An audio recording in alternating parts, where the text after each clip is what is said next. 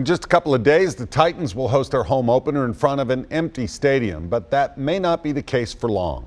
Sources say Metro officials are expected to announce plans to allow a limited number of fans inside Nissan Stadium starting in October. News Channel 5's Eric Hilt tells us what those fans could expect.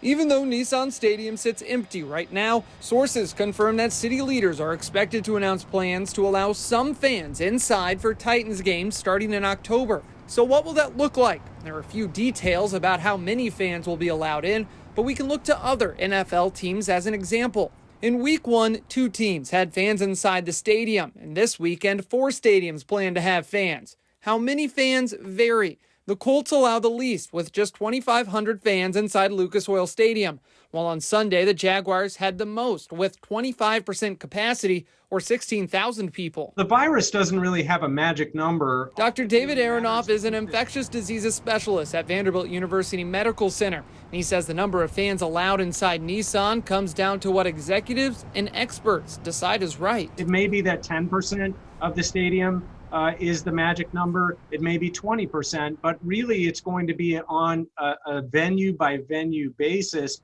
working with people who understand how this virus is transmitted. The NFL requires those fans to wear masks, and Aronoff expects them to be spread out. That won't be difficult within the stadium. There are lots of seats in the stadium. But the biggest concern is about when the fans are out of those seats. Well, what really we need to think about is how do we get people from their cars or from downtown walking over to the stadium into the stadium without creating bottlenecks?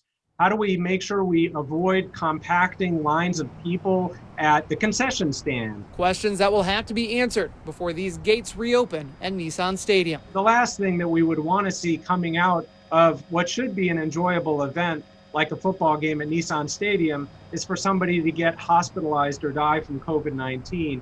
In Nashville, Eric Hilt, News Channel 5.